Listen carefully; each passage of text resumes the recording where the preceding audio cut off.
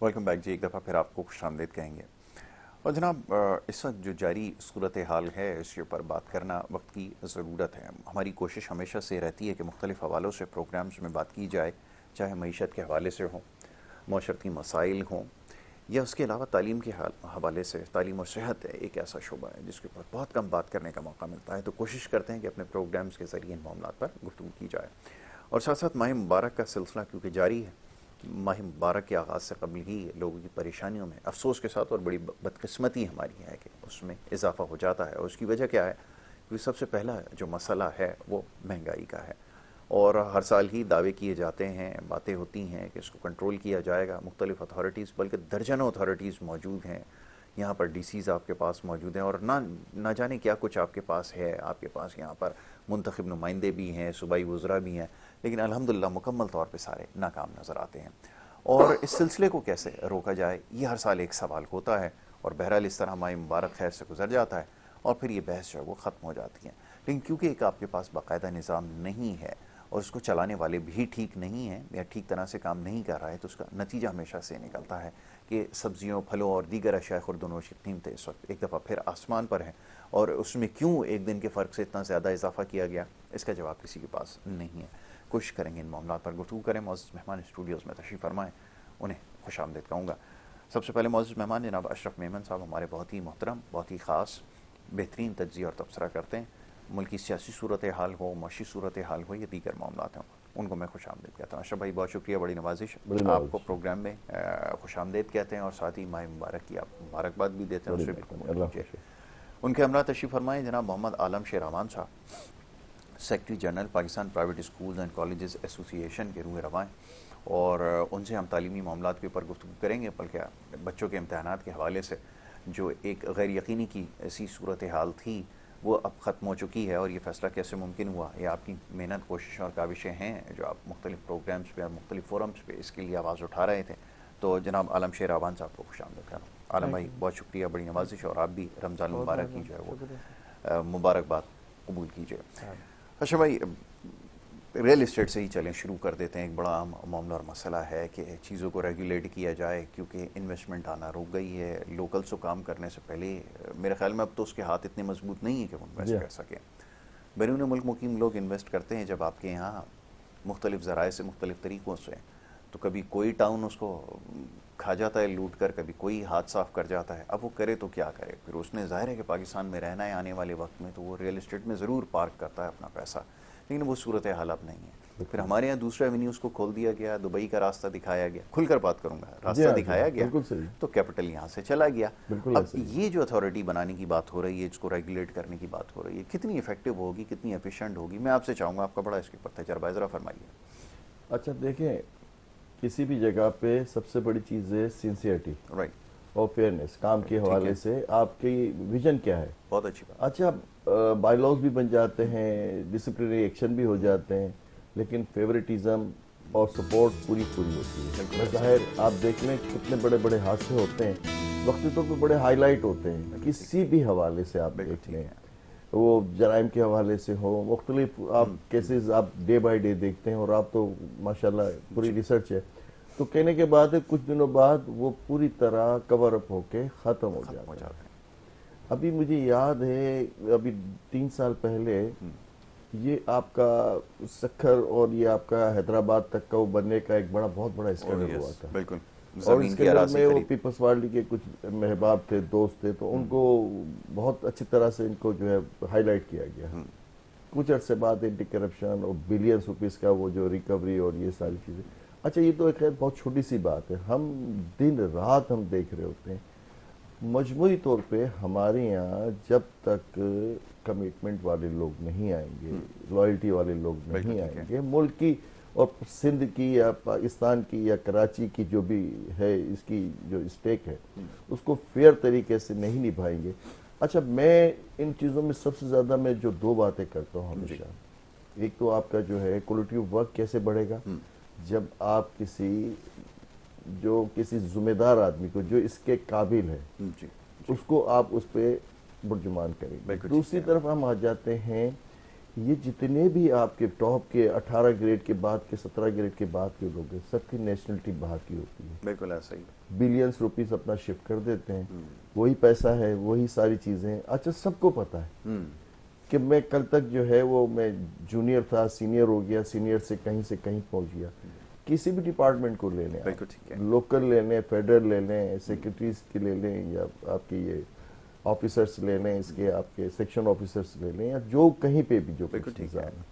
तो ये जो करप्शन है ना, और करप्शन में बहुत सारे नाम ऐसे आते हैं और कहानियां बहुत ऐसी रंगीन कहानियां हैं कि आप रोज सुने और रोज हंसे, सर पकड़ के बैठ जाए। ऐसे ऐसे वाकयात। बिल्कुल बिल्कुल ऐसे। अच्छा, उसमें चले 30% ही हकीकत होगी, 70% को हम मार्जिन दे देते हैं, है तो हकीकत ना। और ये मामला को फिर बाद में वो प्रूफ भी होते हैं, जो रिजल्ट्स आते हैं, जो ट्रांसफर्स होती हैं, जो बाद में लोगों को प्रिविलेज दिए जाते हैं।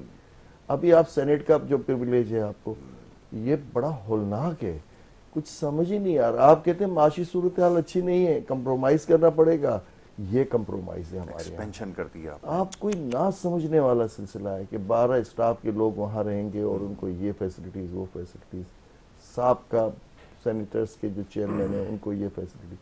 अच्छा, क्या है ये? तमाशा है, ये बहुत बड़ा तमाशा है, मजाक है इसका। और सब एक जब इनसे इंडिविजुअल बात करो तो वो ऐसे जाहिर करते हैं कि ये अपने घर का पैसा लगा रहे हैं। ऐसा ही है, बिल्कुल आपने सही लेकिन कहा, जब देखो आप उनकी वर्किंग, उनका बिहेवियर, उनके मामला, तो आप सर पकड़ के रह जाओगे कि ऐसे ऐसे अलाउंसेस, ऐसी ऐसी चीजें 100% यूटिलाइज करते हैं। कैसे यूटिलाइज करते हैं, कहाँ जरूरत पड़ती है, नहीं पड़ती, यहाँ तक कि वो जहाज की टिकटें जब नहीं भी जा रहे तो वो भी यूटिलाइज हो जाती हैं। बड़ा अजीब और बेशर्म वाला मामला है जिसको, अच्छा फिर कोई किसी किस्म की आप कितनी भी बात कर लो, पहले तो ये होता था कि कोई आपकी एक आवाज जाती थी तो उसमें सवाल जवाब हो जाते थे, लोगों को एहसास, नज़ामत होती थी। अब नहीं है, अब बहस हो गया अब लोग। तो दो बातें, एक तो आपका क्वालिटी ऑफ वर्क जब सही होगा, जब लायक आदमी बैठेगा। दूसरा ये कि ये बाहर की जितनी भी सिटीजनशिप है जिनके पास, आपको उनके उन मुल्कों में भेज दें, उनको इस पाकिस्तान की लॉयल्टी से कोई गर्ज नहीं, 1% भी नहीं है। किसी वो बड़े आप कह लें कि सिक्योरिटी इदारे का मेहरबान हो, या आपके किसी आपके चीफ जस्टिस, अपने जस्टिस ऑफ के मामला हो, उसमें बहुत सारे लोग ऐसे हैं जो बाहर की आपकी शहरियत है, तो वो आपके साथ लॉयल क्यों होंगे? बिल्कुल सही है। किसी दुनिया में एक मजाक खेज बनाया हुआ है आपने। अच्छा, फिर बात यह है कि जब डिसीजंस होते हैं तो वो अगर कुछ गलत भी हो गया तो सबसे आसान हल है यहाँ से बाहर निकल जाओ। फिर उस पासपोर्ट को, पाकिस्तानी पासपोर्ट को जब यूज करते हैं जब मरने का वक्त होता है। ऐसा ही, बिल्कुल ऐसा। तो ये बड़ा मजाक खेज और बेहिसी के समझ लीजिए कि इंतहा पर है। रमजान का महीना है, बात थोड़ी सी कड़वी तो है, लेकिन बात सच है कि हम लोग अपने से सिंसियर नहीं, अपने आप को तबाह। सही है, आपने बिल्कुल सही कहा अशरफ भाई। जिन चीज़ों की निशानदेही की है कि कैबिनेट का एक्सपेंशन भी हो रहा है, सेनेट के जो लोग हैं उनको भी प्रिविलेजेस दिए जा रहे हैं, आउट ऑफ द वे जाकर वो काम हो रहे हैं जिसकी दुनिया में कहीं मिसाल नहीं मिलती।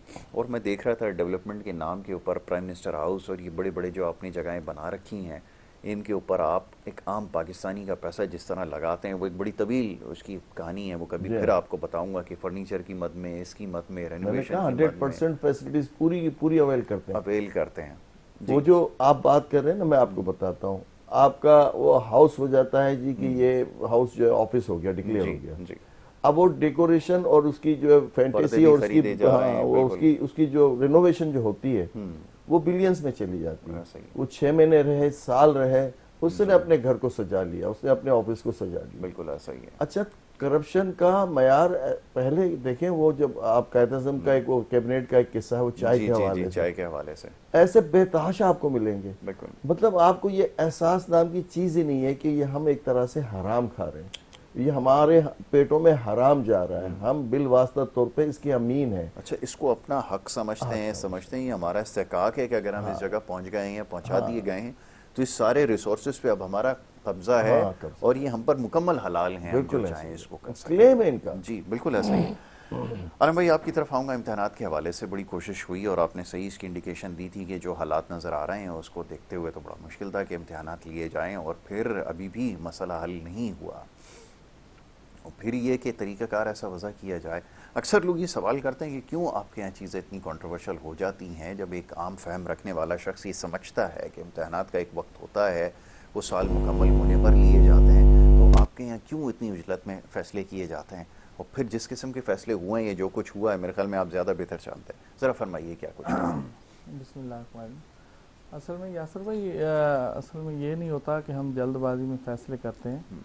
हम फैसले तो बहुत पहले कर लेते हैं, लेकिन जब हम एक फ़ैसला कर रहे होते हैं तो उस वक्त हम उन चीज़ों के मद्देनज़र नहीं रखते जो हमें उस टाइम दरपेश हो सकती हैं। बिल्कुल ठीक है। हम वक्त इस हाल को देख के उसमें बैठ के हम वो फैसला कर देते हैं, और ये हम ख्याल नहीं रखते कि जब हम इसको अप्लाई करेंगे तो उस टाइम क्या मौसम होगा, क्या हालात होंगे, क्या चीज़ें सामने होंगी। तो जैसे ही वो फिर नज़दीक आना शुरू हो जाते हैं तो वो फिर आगे से उसका रिएक्शन शुरू हो जाता है। मतलब ये अभी जैसे मिसाल देके मैं समझाता हूँ, एक चीज़ का इजाफा कर दूँ, आप बताते जाइए। वो क्रिकेट का मैच करा रहे थे, वो पता ये चला 4 मैचेस बारिश की नज़र हो गए, 2 मैचेस कुल मिलाकर आपके यहाँ हुए। अल्लाह खैर। असल में हमें चाहिए, कोई भी एजुकेशन के साथ दुनिया के अंदर कोई भी किसी भी फील्ड में कोई भी काम हो, तो उसको जब हम प्लानिंग करें तो उसको देर पा उसमें दूरअंदेशी का मुजाहरा करें। ठीक है, हम करते हैं उसी टाइम का कि भाई ये हमने टाइम गुजार देना है। तो स्टीयरिंग कमेटी का इजलास जो होता है वो साल में शुरू में एक हो जाता है और एक मिड में होता है। तो उसमें ये फैसले हो जाते हैं, पूरे कैलेंडर एजुकेशनल जो होता है पॉलिसी वाज़े कर दी जाती है। अब हुआ ये कि इन्होंने जब एग्ज़ाम जो है सिंध के अंदर तमाम बोर्ड्स के एग्ज़ाम जो है वो मार्च में 15 मार्च तो इन्होंने अनाउंस कर दी, लेकिन ये ख्याल रखे नहीं कि रमज़ान आ जाएगा। ठीक है। फिर रमज़ान का भी मिड आ जाएगा, एंड पे जा रहा होगा, फिर आगे ईद आ रही है, एतकाफ आ रहा है। बहरहाल इन चीज़ों को अब सर इस तरीके से हुआ, पहले आपके चैनल का और आपका भी इसमें जो है बहुत बड़ा जो है किरदार है कि आपने हमारा साथ दिया और आपके चैनल से बैठ के ही हमने इस आवाज़ को उठाया। और फिर ये एग्ज़ाम जो है ये अब 17 अप्रैल को चले गए हैं, और जो प्रैक्टिकल एग्जामिनेशन होते हैं वो अभी 10 मार्च से शुरू हो जाएंगे। उसमें इतना इशू नहीं होता, वो स्कूल्स में होते हैं, कॉलेजेस में होते हैं, वो हो जाएंगे।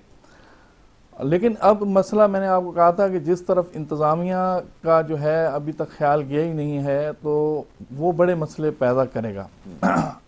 होता ये है कि हम हर साल कराची के साथ ख़ास तौर पर आ रहा है, फिर इसमें लसानियत की आवाज़ें आना शुरू हो जाती हैं, हम अपने बच्चों को दूसरे माइंड सेट की तरफ ले जाते हैं। तो असल में इसमें क्या होता है, इसमें सिर्फ और सिर्फ इंतज़ामी कोताही होती है, जो बर वक्त हम काम नहीं कर रहे होते। ठीक है, अब सोचा जा रहा है जी एग्ज़ाम लेने हैं, उन बच्चों की सीटिंग अरेंजमेंट करनी है, उन बच्चों के लिए सेंटर का मुकर्रर करने हैं। ठीक है, उनके लिए तमाम पेपर्स की छपाई, पेपर का बनाना, तमाम चीज़ों का अरेंजमेंट करना है ना।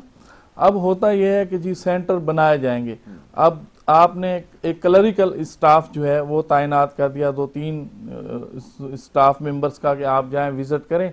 और उस तरीके से आपको फिर पता है, जिस तरीके से अशरफ भाई अभी कह रहे थे कि फिर वो तमाम चीज़ें करप्शन की नज़र होगी। और फिर जब बच्चे हमारे सेंटर्स पे जा रहे होते हैं, आज उनका सेंटर ये होता है ए, और जब वो एडमिट कार्ड लेके जा रहे होते हैं उनको कहा जाता है अब आपका सेंटर बी है, वहां जाए। अब वो बच्चे सुबह सुबह इधर वो मीडिया पे आ रहा होता है, सारी चीजें जो है ना, आधा उनका टाइम उसमें चला गया।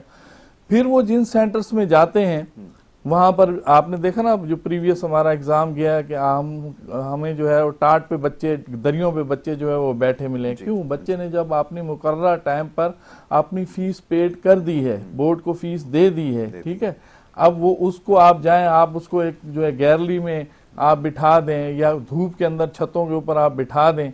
ठीक है जी, तो बच्चा कैसे एग्जाम देगा?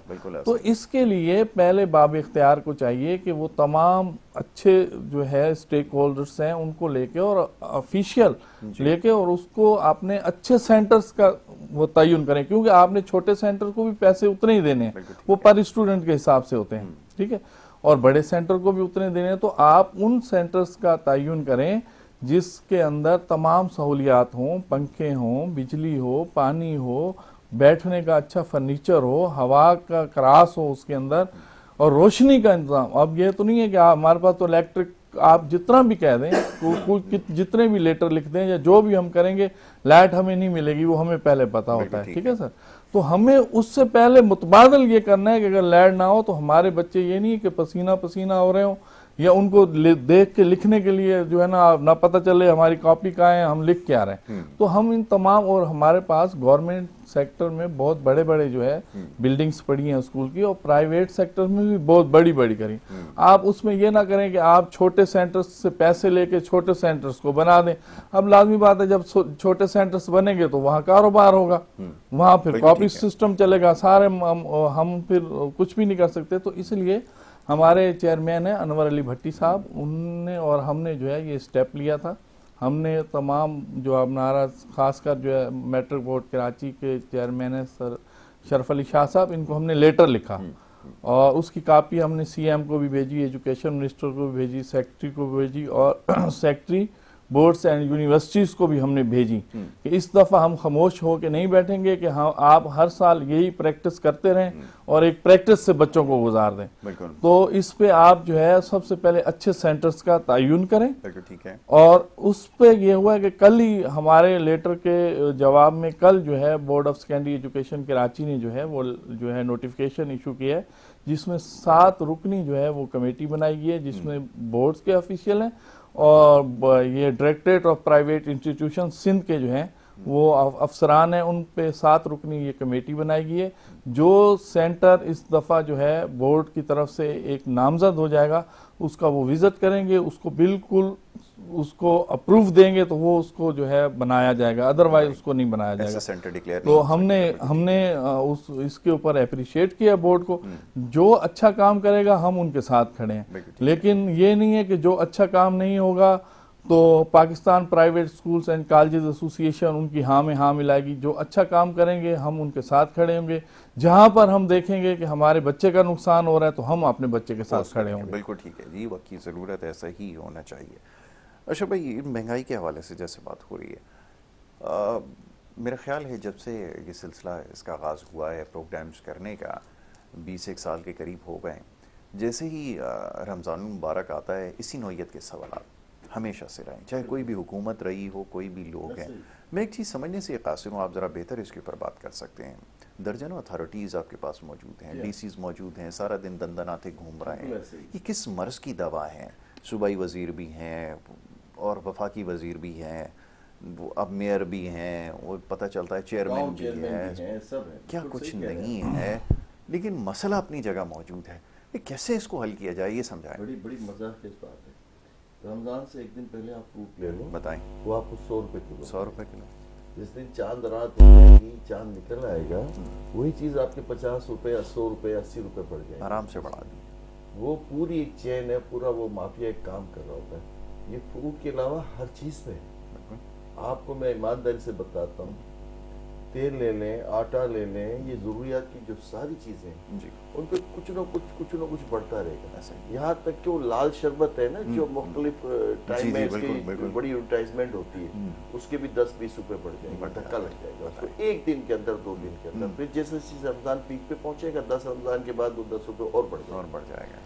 अच्छा, मजमूई तौर पर क्योंकि किसी न किसी हवाले से मेरा रहता है, वेलफेयर के हवाले से, तो मुझे समझ आ रही होती कि जो बैग अभी 4000 का था अब 4300 का हो गया, वो 4300 से 4600 का, एक दिन के फर्क से 10 दिन 8 दिन 4 दिन जाएगा। अभी एक बात है, और ईमानदारी की बात है, किसी किस्म की कोई इसमें ऐसी जस्टिफिकेशन नजर नहीं आती जिसको आदमी कहे कि भाई आटा कहाँ शॉर्ट हो गया, चीनी कहाँ शॉर्ट हो गया। अभी वजीर आजम साहब का बयान है कि हम नहीं छोड़ेंगे, भाई अब नहीं छोड़ोगे, कितनी मजाक है इस बात की। पहले होना चाहिए था, जानना तो पहले चाहिए था कि इससे पहले लोगों के छापे लगते हैं, इससे पहले कंट्रोल किया जाता है। हर दफा हर टाइम यही होता है। हम दुनिया में सबसे ज्यादा इस मामले में मजाकियत पोजीशन है। दुनिया में वो मुल्क जो मुसलमान मुल्क नहीं कहलाते, उनके यहाँ डिस्काउंट शुरू हो जाता है, उनके यहाँ रियायत शुरू हो जाती है, फैसिलेट किया जाता है मुस्लिम्स के इस ओकेजन को लेके। हमारे यहाँ मजीद मुश्किलात डाली जाती है। बड़ी अजीब सी, बड़ी वहशतनाक बात है, और मुसलसल हम इसी तरह की चीज़ों से हर साल गुजरते हैं। अच्छा, वो महंगाई रूटीन की बढ़ती है, लोग चीखते हैं, चिल्लाते हैं, लेकिन क्योंकि ये महीना ज़्यादा लोगों को जरूरत पड़ती है, तेल की कंज्यूम जरूरत करता है, है, बिल्कुल बेसन ऐसा की ही है। जरूरत है, ये क्योंकि ओकेजन में ट्रेडिशनली चीजें हमारे यहाँ ज्यादा यूटिलाइज होती हैं। अच्छा, अब इसका हल सिवाय और कुछ नहीं है। वह खुदा आपको सही बता रहा हूँ कि जो इसके जिम्मेदार हैं उनको सीन से हटा दो, बहुत अच्छी बात इनको है, शिफ्ट कर दो, ऐसे इलाकों में शिफ्ट कर दो जो काले पानी वाले इलाके। बहुत अच्छी बात है। करें ना आप, कौन सा मुश्किल काम है? आप देखें किसी बाजार में जाए, जो जो रिस्पॉन्सिबल है, क्वालिटी कंट्रोल करने वाला है, जो इस इदारे के साथ उसका, चाहे वो डिप्टी कमिश्नर है, असिस्टेंट कमिश्नर है, टाउन नाजिम है, जी। या इस हैसियत में जो भी इसके जिम्मेदार है, उनको आप यहाँ से सस्पेंड करें, इनको यहाँ से निकालें। बिल्कुल बड़ा आसान हल है, लेकिन नहीं करना, क्योंकि वो चेन ऐसी बनी हुई है, सबके सिस्टम की चीजें हैं, तो उसने कहाँ इसको छोड़ना है? बिल्कुल नहीं कर मजबूरी तौर पे मैं आपको कहता हूँ, माशरा करप्ट नहीं है, हमारी ब्यूरोक्रेसी करप्ट है। मैं आपको ईमानदारी से बताता हूँ, देखिए वो जब वो डंडा लेके खड़े होते हैं ना, तो बहुत सी चीजें कुदरती तौर पे सही होनी शुरू हो जाती है, लेकिन नहीं करना। मतलब ये आप देखें ना, आपके इर्द गिर्द सारा तोड़ दिया एक दिन के अंदर, एक करना पता चला चाहिए। भाई वो चार्ज लिया और वो आते ही सेंट्रल के अंदर सब तोड़ दिया, सब साफ हो गया। अब आप इंतजार करें कि कब सिलसिला दोबारा शुरू होगा। हो जाएगा, आपको बताऊं, पहले से ज्यादा रेट पे हो जाएगा। रेट पे हो मैं जाएगा। आपको ये है शर्तिया bottom line। कहता हूँ, ज्यादा रेट पे होगा, सही बात है। मैं ये एक दफा थोड़ी है, जमाने अभी- से चला आ रहा है। अभी आप सदर में एम्प्रेस मार्केट की सराउंडिंग देख लिया आप, अभी की बात है, कुछ 3 साल पुरानी बात है, सारा साफ करके इतना खूबसूरत कर दिया। अभी आप गुलिस्तान जौहर को, अभी आपने बड़ी बड़ी होटलों के जी, सारे वो जी। निकाल दिए। अभी आपको हसन स्क्वायर के साथ आपको इंक्रोचमेंट नजर नहीं आती? बताएं। मुख्तलिफ फिश वाले या दूसरे जितने भी हैं, पूरा गुलशन इकबाल। अच्छा, रोड भी बड़े खतरनाक खराब हो गए, खराब हो गए। रोड सुकड़ गया है, गाड़ियां पार्किंग होती है तो सारा पूरा। अच्छा, सब चीजें बिल्कुल ऐसा नीट एंड क्लीन, हर आदमी को पता है कि ये इंक्रोचमेंट है और बुरी तरह से वो डैमेजेस कर रहे हैं। बिल्कुल ऐसा ही, लोगों का माशी तौर पे, जिस्मानी तौर पे देखें, मेंटली डिस्टर्ब हो जाता है बिल्कुल ऐसा ही। ट्रैफिक की वजह से। पैदल चलने वाले का राइड खत्म हो जाता है, तो गाड़ी पहले ही चलाने- आइसोलेट हो गए, 80-80 फीट 90-90 फीट जगहें बाहर निकली हुई और रोड इतनी सी रह गई है। ये तो हाल है। और अभी रमजान में तो इतना रश होता है, लोगों की बर्दाश्त की पता नहीं क्या बिल्कुल आउट हो जाती है। ये भी लोग बड़ा बिल्कुल- कमाल है। हाँ, ये देखिए हमारे यहाँ ये बड़ी हालांकि, और सब्र और तवक्कुल की बात हम कर बात रहे कर हैं, रहे हैं। मिजाज हमारे, जी। और कहीं ब्लड प्रेशर हमारे बढ़ जाते हैं। सब्र और तवक्कुल तो कहीं नहीं नजर आता। ऐसे ही है। मस्जिद आप अकड़ के कहते हैं मेरा रोजा है, अबे भाई रोजे ही तो आपकी इसका आजमाइश इस्लाह है। करने के लिए हाँ, और दरगुजर करने के लिए। हम्म, अच्छा, अब मजबूरी तौर पे हमें जो है ना, बहुत सारी चीजें हमें अपने आप से सही करनी है। बिल्कुल ठीक है। और सही करने का बेहतरीन हल ये है कि दीन की तरफ राग़िब हो वाह। जाए, अपने कुरान को, अपने रसूल की इत्तबा करें, इनकी सुन्नतों पे अमल करें, तो आपके अंदर बहुत सारी अच्छी अच्छी चीज़ें खुद ब खुद आना शुरू हो जाए। बिल्कुल ठीक है। इसी तरह ये आपका जो ब्यूरोक्रेसी निज़ाम है, इसको पूरी तरह ख़त्म होना चाहिए, बाखुदा ख़त्म होना बिल्कुल चाहिए। ऐसे ही। आप देखिए, छोटा सा मुल्क है, दुबई जैसे शहर में डिसिप्लिन किस तरह से नुमाया नजर आता है। दुनिया देख रही है। क्वालिटी कंट्रोल का दुकानदार इस हद तक खौफ में होता है कि वो देखता है कि जरा सा भी खराब जैसा है, वो पहले से ही उसको डिस्चार्ज कर देता है, जी। खत्म कर देता है। सऊदी अरब में आप देखें, एग्जैक्टली, बिल्कुल ऐसा ही। दूसरी सारी चीजें अच्छी है, बुरी की बात नहीं करते, कम से कम वो अवाम का बहुत सी चीजों में वो प्रायोरिटी देते हैं, बिल्कुल ऐसा ही। बगैर किसी वजह किसी बात की कंडीशन कोई नहीं होती, कि सिर्फ एक ही प्रायोरिटी होती है कि क्वालिटी ऑफ कंट्रोल सही होना चाहिए, रेट सही होनी चाहिए, Exactly. लोगों के रवैये सही होने चाहिए। हमारे यहाँ कोई चीज़ मिलती नहीं, और ना मिलने की वजह यही करप्शन है। बिल्कुल बेतहाशा हर एक को डैमेज करो। आपने वो कानून याद किए हुए जो आपको लोगों को डराने के लिए है, ऐसा ही। वो आपको बताने के लिए कि ये हो जाएगा, ऐसे हो जाएगा। वो कवानीन आप बताते ही नहीं हो कि ये फैसिलिटेट आपको हमने करना, ये हमारी ये रिस्पॉन्सिबिलिटी। हमारी रिस्पॉन्सिबिलिटी। किसी भी डिपार्टमेंट को ले लो, इनकम टैक्स ले लो, एक्साइज ऐसा ही है। टैक्सेशन ले लो, किसी भी इदारे को ले लो, केडीए ले लो, केएमसी ले लो, और किसी भी जगह पे आप चले जाओ तो उसको बायलॉज के वो हिस्से याद होंगे जिसमें वो आपको ट्रेडिंग कर रहा होगा, आपको कर डरा रहा रहा हूँ, होगा। बिल्कुल ऐसा ही है। वो चीजें सारी याद होंगी, फलानी क्लास फलानी क्लास। ऐसा ही है। वो क्लास याद नहीं होंगी जिसमें ये हो कि हम आपको फैसिलिटेट करेंगे, हम ये आपका हमारी साथ देंगे, रिस्पॉन्सिबिलिटी ये है, हमारी जिम्मेदारी। जिसकी हम तनख्वाह लेते हैं। बिल्कुल ये ये है। और अभी एक लाइन आई थी ना, जी जी। उसने कहा ये कि हमारे यहाँ जो गवर्नमेंट इदारों के अंदर जो तनख्वाह मिलती है, लोगों को डराने की और उनको ब्लैकमेल करने ब्लैकमेल करने की, ऐसे ही ये काम ना करने की तनख्वाह लेते हैं, और करने के लिए काम जो है वो रिश्वत चाहिए होती है। ये अब तकलीफ दह चीज़ है, ये बात करनी पड़ेगी और करना पक्की ज़रूरत है। जो कुछ हो रहा है किसी से ढकी छुपी बात नहीं है। पहले तो शायद ये बातें ज़्यादा लोग नहीं जानते होंगे, लेकिन अब बच्चे को पता है कि क्या कुछ हो रहा है, क्या आप इदारों के अंदर कर रहे हैं, ये डीसीज वगैरह। अच्छा, बड़ी अजीब बात है कि कलोनियलिज्म का दौर जो है वो चला गया, लेकिन ये उसकी बाय प्रोडक्ट है, ये आज तक हम भुगत रहे हैं और आपके सामने है। बहरहाल, ये अल्लाह खैर करे। जी मैं आलम सर भाई क्या यही कहेंगे? कह रहा था कि जैसे अशरफ भाई कह रहे थे, असल में उससे पहले जो है वारसी साहब एक सेगमेंट कर रहे थे, मैं सुन रहा था जी उनका। जी जी। बड़ा अच्छा चेहरा कराची का भी दिखा रहे थे और हमारे मुल्क का, सुम्मा अल्हम्दुलिल्लाह हो, ऐसा ही हो। अल्लाह करे ऐसा। हमें भी एक मिनट में ये लगा कि शायद हम भी उसी मुल्क में हैं जिस मुल्क की बात हो रही है। कराची में कह रहे थे कि गाड़ियाँ चोरी होना जो है वो बंद हो गई है ना, ख़त्म हो गई है। हमारे कराची डिवीज़न के प्रेसिडेंट है सैयद मोहम्मद फरीद साहब। कल सुबह सुबह उनका चौकीदार उनकी गाड़ी की सफाई कर रहा था, वो अंदर गया है और सिटी सिविक्स गायब हो गई, सिल्वर कलर की। क्या बात। अच्छा, आपकी बात को काट रहा हूँ सर, ये बच्चों को उठना बताएं, ये कितना बड़ा आदमी है यार।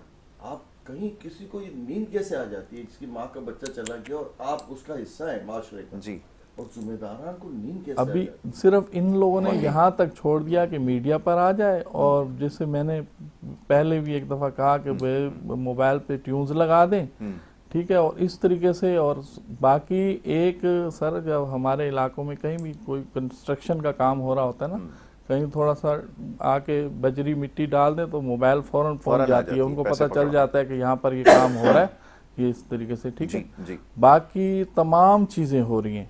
ब्यूरोक्रेसी, अशरफ भाई ने कहा जब तो हमारी ब्यूरोक्रेसी बिल्कुल सेट हो जाएगी, ठीक है, तो हमारे सारे मामला जो है सेट हो जाएंगे। अब देखें ना, एक AC है, ये DC है डिस्ट्रिक्ट का। सबसे पहले वो आपने दरवाजे से जब बाहर निकलता है ना, अगर उसको पता है कि 5000 ठेला मेरे दरवाजे के बिल्कुल सामने खड़ा हुआ है और इस एक ठेले से 1500 रुपए हमारे इलाके के, मेरे स्टाफ के, हमारे दफ्तर के लिए नाम पे लिए जाते हैं, ठीक है, उनको वो नहीं हटाता है।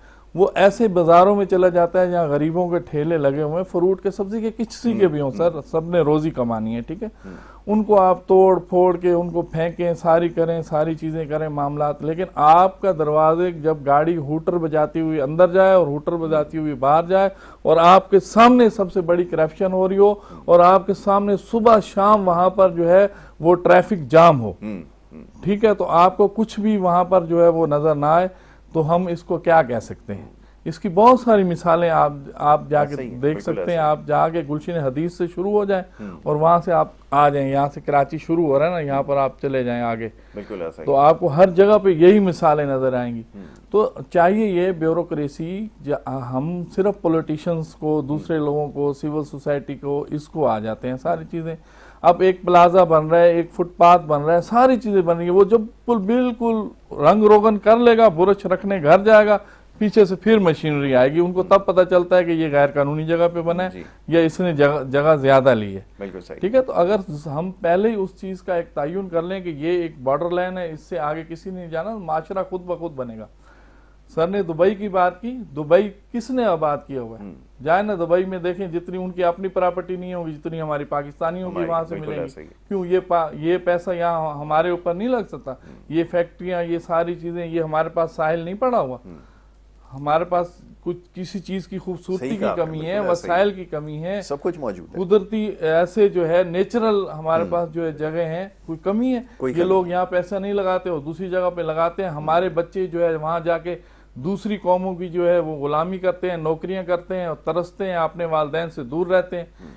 जब तक सोचेंगे नहीं, कोई सोचेगा नहीं, ठीक है ना, वो बंदा कहां से लाएं, वो बंदा कहां से लाएं, वो सोच कहां से लाएं? ये हो रहा है ना, आप ये देखिए, अभी आपने ब्यूरोक्रेसी की बात की है, अगर ऐसा दुनिया में कहीं सिस्टम अगर बाकी रह गया है, मेरा नहीं ख्याल, वैसे तो कहीं बचा है, लेकिन अगर ऐसा हो ना तो इनके इख्तियारात कम करेगा, इनके अलल्ले तलल्ले कम करेगा। हमारे ब्यूरोक्रेसी में इनको तो और जिम्मेदारियां दिए चले जा रहे हैं, बल्कि अब तो ये यूनिवर्सिटी के अंदर भी एक लाकर आपने ब्यूरोक्रेट बिठा देना है, अब उसने क्या उसका असर करना है, उसकी अपनी तालीमी काबिलियत क्या है। ब्यूरोक्रेट्स की पहली ट्रेनिंग, सब आप सर मुझसे ज्यादा इसमें जो है आपकी इंफॉर्मेशन है, नॉलेज है, उसको तैयार किया जाता है कि आपने पब्लिक से दूर रहना है, पब्लिक से दूर रहना है जी, आपने अपने हाथ से कोई काम नहीं करना। ऐसा ही है हमारा सबसे पहला बेसिक चीज, बिल्कुल ऐसा ही है। उसका इंटरव्यू से उसकी चीज ही यही चेक की जाती है, इसमें ये चीज है इस इंसान में, बिल्कुल सही है, यही जज अच्छा पहले तो होगी तो उसको सिलेक्ट कर लेंगे, अगर थोड़ी बहुत कमी रहेगी ना तो उसमें इंसानियत वाली कोई चीज है तो उसको सिखाई जाएगी, उसको ट्रेन किया जाएगा कि लोगों से आपने दूर रहना है। जहां साहब खड़े होंगे, इधर उधर उनके गार्ड खड़े होंगे, सारी चीजें, तो पब्लिक से उन्होंने मिलना नहीं है, पब्लिक से उन्होंने बातें नहीं करनी है, तो ये मसले मसाइल हमारे कौन हल करेगा? और फिर हर जगह पे आप आप किसी बोर्ड्स को आप देख लें, किसी यूनिवर्सिटी को आप देख लें, किसी और इदारे को आप देख लें, हर जगह पे आप लोगों ने ब्यूरोक्रेट्स पब्लिक को बिठा सर्वेंट दिया। कहलवाना पसंद करते हैं या पब्लिक सर्वेंट उनको जो है वो कहा जाता है। इससे ज्यादा और जुल्म क्या होगा? पब्लिक सर्वेंट, आप उसका तर्जुमा आप करके देख लें, इनसे खुद ही पूछ लें अगर शायद इनको पता हो कि पब्लिक सर्वेंट किसको कहते हैं। बड़ी बड़ी एज के बुजुर्ग खड़े होते हैं सामने, जी जी, कम एज का ऑफिसर खड़ा बिल्कुल होता ऐसा है, ही है। ब्यूरोक्रेट खड़ा होता है और इतनी तजलील कर रहा होता ऐसा ही है, है। 1 मिनट में इसको उठा के मोबाइल में डाल दें, इसका ऐसे कर दें। तो इस तरीके से देखें, एक तो हम इनको दे कुछ नहीं रहे, कुछ न बिजली है इनके पास, न गैस है। अभी देखें रमजान चल रहा है, सहरी इफ्तारी नहीं हो रही है। अरे क्या ठीक आपने मौजूद है, ये जो अहम चीज है ना, बिजली की लोड जी, शेडिंग, बिल्कुल 14 घंटे की लोड हाँ। शेडिंग है, गैस बंद हो और गई है, पानी ये की भी सूरत हाल हालात सूरत हाल ऐसी चल रही है। ठीक है, इन हालात में रोड्स की आपकी सारी था ही नहीं चीजें कभी खुदी उसको। बुदी पड़ी हैं। बिल्कुल उन ऐसा है। हालात में इनको तो आप, वो जिस तरह बच्चा रूठ जाता है ना घर में, उसकी पसंद की कोई चीज ना हो या जी, उसको हम वो ना करें, तो प्यार मोहब्बत से उसको थोड़ा सा करना पड़ता है कि ये टाइम गुजारे हमारे साथ। जी, ठीक है, जी। आप तो इस आवाम को इस तरीके से अपने साथ करें, आप और इनको जो है जूते मारने मार के ऊपर तुले हुए हैं, ना पानी दे रहे हैं, ना गैस दे रहे हैं, ना कुछ भी बिजली नहीं दे है, रहे हैं, ना कुछ भी नहीं। उनको कोई सहूलियात आपने दी हुई है। ठीक है, और उल्टा जो है जो उनके पास है कुछ करप्शन के नाम पे आप लूटने के ऊपर। मेरे स्कूल का सर, कॉलेज का मेरा चौकीदार है, उनका 3,75,000 रुपए जो है बिल आया है। माशाल्लाह। ठीक है, मेरे 1-2 महीने मैंने उनको साथ करा के मैंने उनको भरी। एक इनकी वाइफ है और एक वो खुद है, ज़ईफ है। कितना, एक पंखा है और एक उनकी लाइट है। ठीक है, इससे ज्यादा क्या होगा उसके पास? बिल्कुल। तो इतना बिल आया तो मैं वो अब उसको आखिरी नोट दिया कि अगर ये आपने नहीं भरा, उसको बुलाया होता वहां पर ऑफिस में कि हम फिर आपको अरेस्ट कर लेंगे। मैंने कहा बाबा तुम यहाँ बैठो, जब आएंगे फिर दोनों इकट्ठे ही चलेंगे इनके बिल्कुल साथ। ठीक है। अब ये सूरत हाल है, कुछ भी नहीं देखना है। सोलर सिस्टम, हम सोलर सिस्टम दे रहे हैं, हम ये कह रहे भी नहीं हैं कह रहे। सोलर सिस्टम भी हमें पता है वडेरों के घर में लग रहे हैं और वहां पर लग रहे हैं जहां उनकी कोई जरूरत नहीं बिल्कुल है, और ऐसा जहां उनका कोई क्राइटेरिया ही नहीं है उनको लगा के दिए जा रहे हैं, बिल्कुल ऐसा ही। लिए जा रहे हैं, पब्लिक के नाम पे लिए जा रहे हैं सारी चीजें। बिल्कुल अभी ऐसा आ रहे हैं ना, आपने एग्जाम्स की बात की, भाई कुछ भी नहीं है सर। जब मैं अपने घर का, मैंने अपने प्राइवेट कॉलेज के ऊपर जो है ना सोलर सिस्टम अपना लगाया ना, मुझे पता है 4-5 दिन का ये काम है टोटल।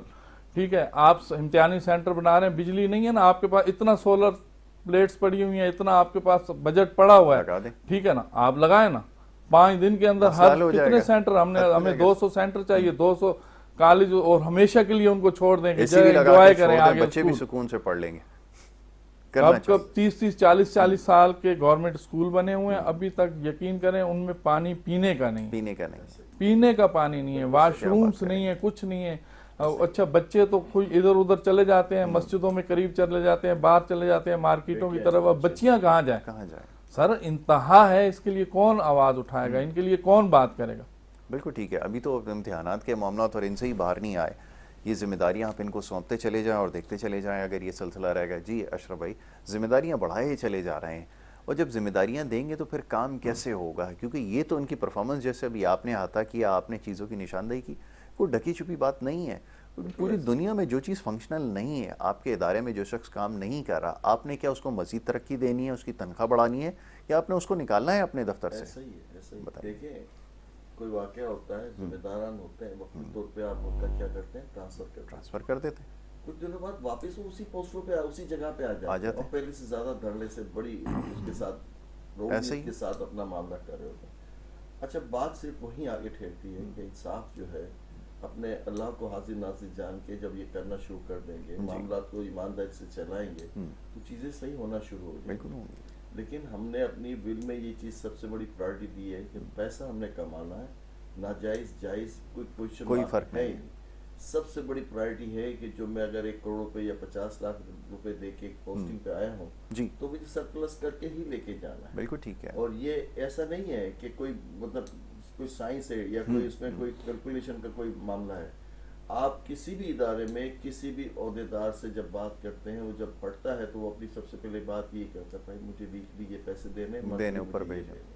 जब वो ये कहता है तो उसका मकसद है कि वो जब 10 लाख रुपए देगा तो 25 लाख रुपए कमाएगा ही कमाएगा, और कैसे कमाएगा? वो प्रेशर डाल के नाजायज तरीके से कमाएगा। इस तरह से वो करप्शन आपकी जो होती है वोट करते वक्त, चाहे वो आपके नेशनल असेंबली हो, सेनेटर हो या जो भी हो, लॉयड कहाँ से कहाँ चली जाती है, कैसे चेंज होती है, कैसे जमीर जाग जाते हैं।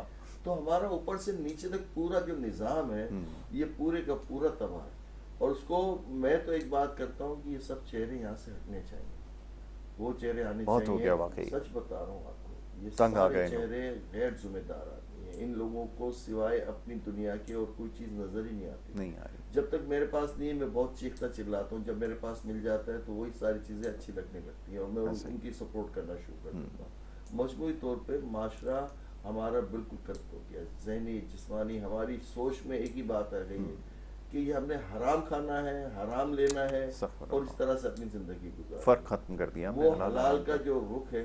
आप देख लें, कोई एक आदमी अगर आपको किसी इदारे में मिलता है कि यार ये ईमानदार है, सच्चा है, तो उसको साइड पे लगा दिया जाता है। बिल्कुल ऐसे ही। और वो बेचारा अपने घर से रोटी लाता है, अपने बस के जरिए आता है, भले 17 ग्रेड का बिल्कुल ऐसे ही, और सबको पता होता है कि यार इसने नहीं लेना। आप मजाक की इस बात देखें, सबको पता होता है कि ये इसने हराम नहीं खाना, वो बड़ी मजाक की इस बात है, लेकिन है हमारे माशरे क्या किया जाए, वो उस जगह आता ही नहीं है। पहले कहा जाता है कि जो बंदा आने वाला है वो कुछ कर सकता है, तो फिर उसको लाते हैं। तो हमारी लॉजिक ही ये बन गई है सर कि शरीफ बिल्कुल।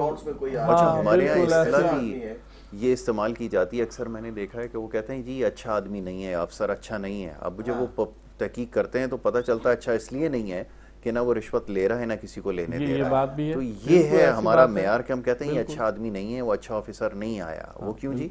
वो ना रिश्वत ले रहा है ना लेने दे रहा है। ये है हमारा मेयार कि हम उसको अच्छा नहीं समझ रहे हैं। अब बताइए क्या करें? ये बिल्कुल आप सही कह रहे हैं। यही है कि कुछ लोग जो काम करते हैं उससे हम पब्लिक ही कहती है कि या जो जिनके मफादात जुड़े होते हैं, जब उनके मफादात खराब होते हैं तो वो कहते हैं ये अच्छा नहीं है। लेकिन आमतौर पर उसको देखा जाए तो ओवरऑल उसके जो असरात आने वाले होते हैं, जो हो रहे होते हैं, वो बहुत अच्छे हो रहे होते हैं। तो सर बात वहीं जाके रुकेगी जब तक हक लेने वाला अपना हक समझेगा नहीं और हक लेना जानेगा नहीं और हक अपना मांगेगा नहीं, सिर्फ इस इंतजार में रहेगा कि यासिर भाई, अशरफ भाई या आलमशेर आवाज उठाएगा हमें भी खुद मिल जाएगा, तो ऐसा कभी भी नहीं हो सकता। हर एक ने अपने जो है हिस्सा जो है उसका बनता है, वो किरदार उसको अदा करना है। जब ये आवाम जो है ये कंफर्टेबल जोन से जो है ये बाहर आएगी, सोचेगी, अपने लिए सोचेगी। हम सिर्फ 5 और मैं सर मादर के साथ हम थोड़ा सा पॉलिटिकली भी वो आते हैं ना, जब इलेक्शन वगैरह होता है, तो जिस दिन इलेक्शन हो रहे होते हैं ना, तो हम आम सिविल आदमी, आम आदमी, ठीक, कॉमन मैन, मैं भी कहता हूं कि गाड़ी आए मेरे दरवाजे पे खड़ी हो, मुझसे जिसने वोट लेना है मुझे लेके जाए और वोट डलवा ले। अब जिसने भी गाड़ी भेज दी आपने जाके उसको वोट दे देना है। फिर आप रो क्यों रहे कि आपके पास गैस नहीं है, पानी नहीं है, या आपके साथ मसले मसाइल हो रहे हैं, लॉ एंड फोर्सेस के आपके साथ जो है बच्चों का आपका कोई फ्यूचर नहीं है। आप उस वक्त जो है बेहतरीन लोगों का आप इंतखाब करें, उनको आप वोट दें और फिर जो है उनसे काम लें, ये भी जरूरी, ठीक है। और अपने से ही लोगों को मुंतखब कराएं आप, अपने दरमियान से जो निकल के तो इंशाल्लाह कहते हैं कि एक वो स्प्रिंग वाली मिसाल है सर। ये अब इतना अब ये प्रेशर में इतना आ चुका है कि कितना अब जब ये बिल्कुल एंड पे आ जाएगा ना और पब्लिक अब सोचेगी अब हम खत्म हो रहे हैं, हमारा वजूद खत्म है, सांस बंद होने वाला है, ये फिर जंप करेगा। फिर ये जब जंप करेगा तो बाब इख्तियार जो इस टाइम बड़े उसमें बैठे हुए ना आराम से और 100 सालों की पॉलिसियां बना के और सोचें बना के, वो इसी तरह जंप की तरह वो उड़ जाएंगे। बिल्कुल ठीक है। आखिरी जुमला अशरफ भाई, क्या पैगाम देना चाहेंगे माह मुबारक के हवाले से? अभी सारी चीज़ें जिसकी निशानदेही की, ये एक मैसेज ही है सबके लिए। अगर कोई बात ये सुन रहा है, अगर उसकी समझ में आ रही है, तो खुदा रहा इस चीज़ को समझे, क्या मैसेज होना चाहिए आखिर में, ज़रा फरमाएं। रमज़ान का महीना है, बरकतों वाला महीना है, फजीलतों वाला महीना है, इसकी बहारें लूटें, अल्लाह को याद करें और इंसाफ के साथ अपना, लोगों का, माशरे का, अपने इर्द गिर्द के लोगों का ख्याल रखें, हकदार का ज़्यादा सोचें। आपके अजीज़ पड़ोसी ऐसे लोग ज़रूर मौजूद हैं जिनकी रमज़ान अच्छी नहीं गुजर रही, उनका ख्याल करें। आने वाला वक्त अल्लाह ताला आपके लिए बरकत है, आपकी सेहत, आपकी रौनकें बढ़ाएगा, आपके लिए फजल करम हो जाएगा। शर्त यही है कि आप अच्छा सोचें, अच्छा अमल करें।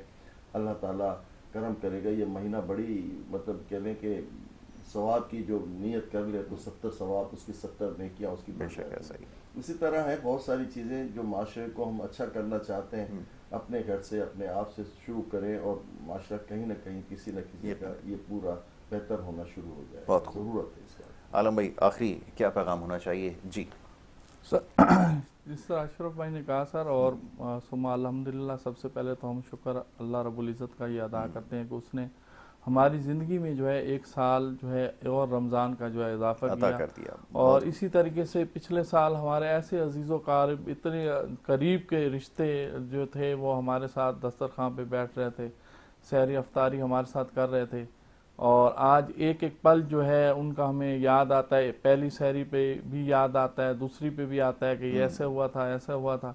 वो आज वो हमारे दरमियान मौजूद नहीं है।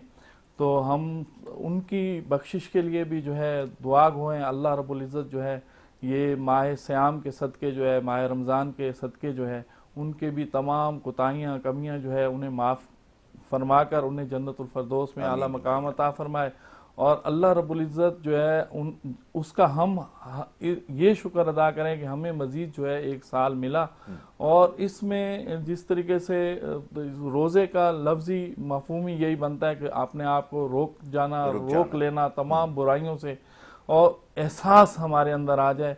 और सबसे अहम एहसास इस वक्त वो है कि जिनको हमने पूरे 11 महीने उन लोगों का क्योंकि हम खुद पेट भरे होते हैं, हमें प्यास महसूस नहीं होती, लेकिन ये रोज़ा अल्लाह रब्बुल इज़्ज़त हमें इसलिए देता है जब हमें खुद भूख लगे तो हमें एहसास हमारे अंदर आया, एहसास पैदा हो कि जो दूसरे लोग जब भूखे होते हैं तो उनके साथ क्या होता है।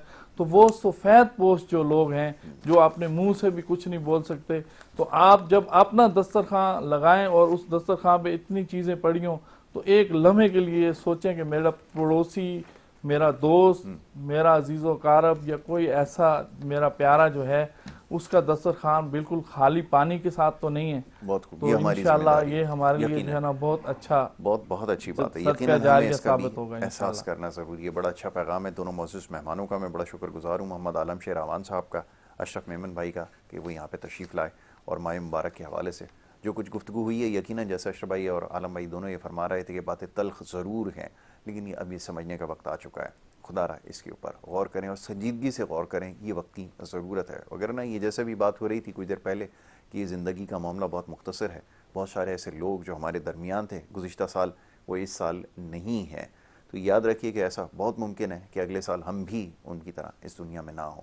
तो खुदा रहा इस चीज़ का ख्याल करें, जो एहसास आपके अंदर जगाने की कोशिश की जा रही है माह मुबारक के ज़रिए, उसको ज़िंदा रखें और ये समझने की कोशिश करें कि ज़िंदगी का किस्सा बहुत मुख्तसर है।